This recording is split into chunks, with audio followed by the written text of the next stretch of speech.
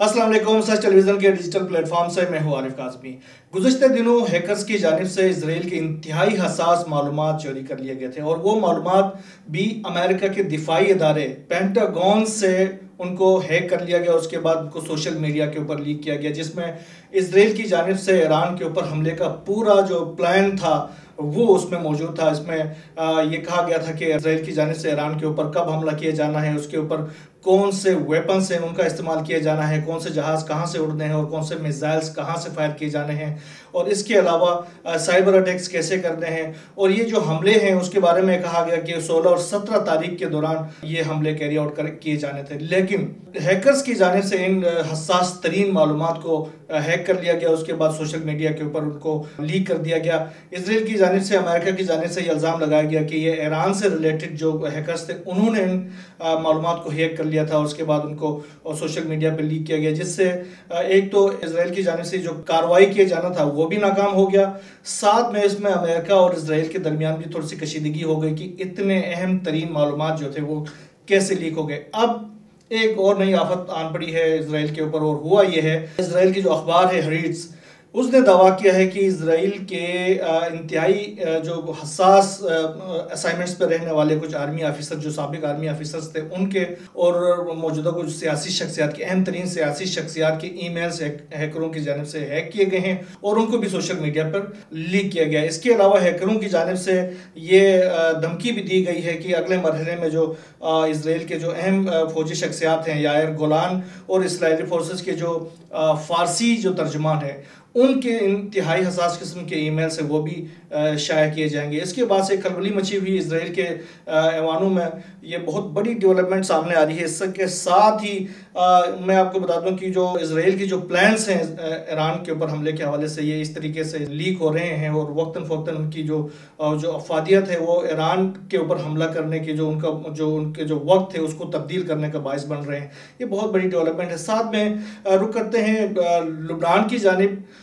Israel और Hezbollah की लड़ाई भी अपने जोरों पर है। आज दिन भर जो है वो इसराइल की जानिब से बेरूत में और जनूबी लबनान के मुख्तलिफ इलाकों पर बड़े पैमाने पर हमले किए गए हैं। स्पेशली बेरूत के अंदर जो हिजबुल्लाह से रिलेटेड कुछ बैंक्स थे, उन बैंकों के शाखों को निशाना बनाया गया और बड़े पैमाने पर निशाना बनाया गया, जिसमें इंफ्रास्ट्रक्चर की भी हद तक उसमें नुकसानात हुए हैं।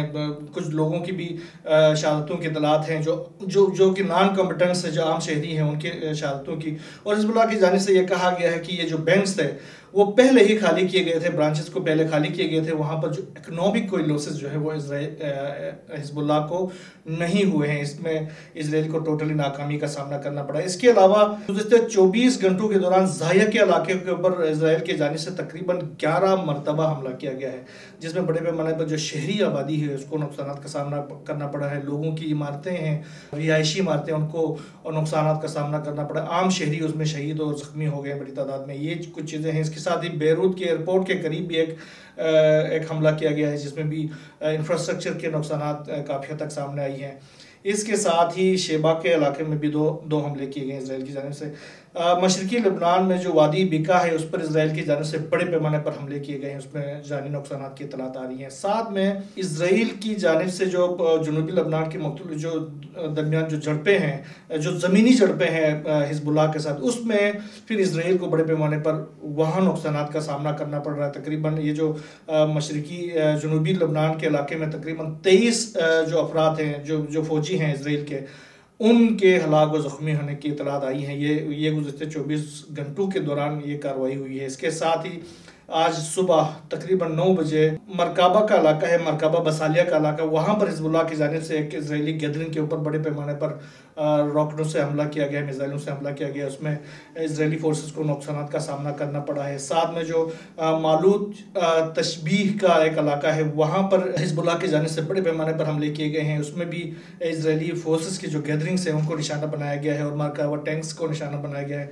वहाँ पर देखा गया है कि जो एम्बुलेंसेस और जो इजरायली फोर्सेस के जो एयरलिफ्ट के जो वो हैं हेलीकॉप्टर्स, उस तरफ जाते हुए नोट कर लिया गया है। साथ में हिजबुल्लाह की जानिब से हैफा और एका पर बैलिस्टिक मिसाइलों से हमले किए गए हैं, जिसमें बड़े पैमाने पर इजरायली फोर्सेस को नुकसान का सामना करना पड़ा है। साथ में जो हैफा के अंदर स्पेशली उनके जो इकनॉमिक जो इंस्टॉलेशंस हैं उनके ऊपर हिजबुल्लाह की जानिब से बड़े पैमाने पर हमलों की इतलात सामने आई हैं। अच्छा, इसके साथ ही हिजबुल्लाह ने दावा किया कि उन्होंने इजरायली फोर्सेस का एक हरमेस 900 ड्रोन को भी गिराया है। ये बहुत ही बड़ी डेवलपमेंट है। इससे पहले गुज़श्ते दिनों उन्होंने हरमेस 450 दो ड्रोन्स को गिराया था 24 घंटों के दौरान। ये 2 मिलियन से ज़ायद मालियत के ये जो 2 ड्रोन्स थे, इसके बाद आज जो है वो उससे जदीद किस्म का ये जो ड्रोन है हरमेस 900 उसको गिराया है। उसकी मालियत तो उससे कहीं ज़्यादा बनती है। ये कुछ डेवलपमेंट्स हैं लुबनान के हवाले से, लुबनान के फ्रंट के हवाले से।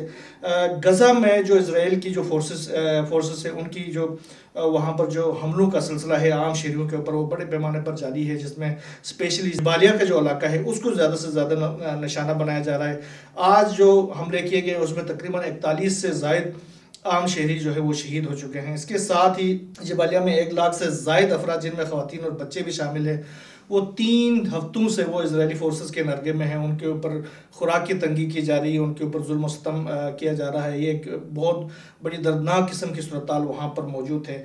एक छोटी बच्ची की आज सोशल मीडिया पर वीडियो वायरल हुई है, जो फ़लस्तीनी बच्ची है, उसकी जो छोटी बहन है वो खुद भी मेरे ख्याल में 2-2.5 साल 3 साल से ज़्यादा की बच्ची नहीं लग रही, 4 साल की होगी ज़्यादा से ज़्यादा। और वो अपनी छोटी बहन को जो कि ज़ख्मी है वो उनको अपने कंधे पे उठा के तकरीबन 2 मील का फासला उसने तय किया। ये सोशल मीडिया पे एक दर्दनाक किस्म की स्टोरी सामने आई है।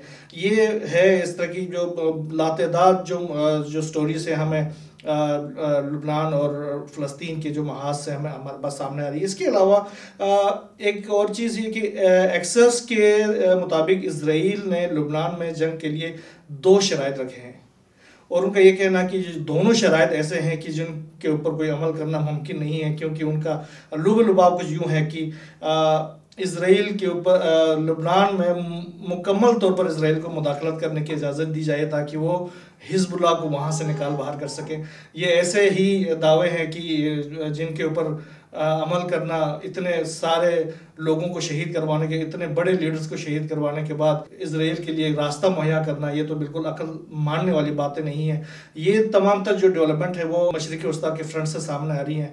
इसके हवाले से जो मज़ीद डेवलपमेंट सामने आती रहेंगी इंशाल्लाह आपसे हम शेयर करते रहेंगे। यहाँ बस इतना ही। अल्लाह हाफ़िज़।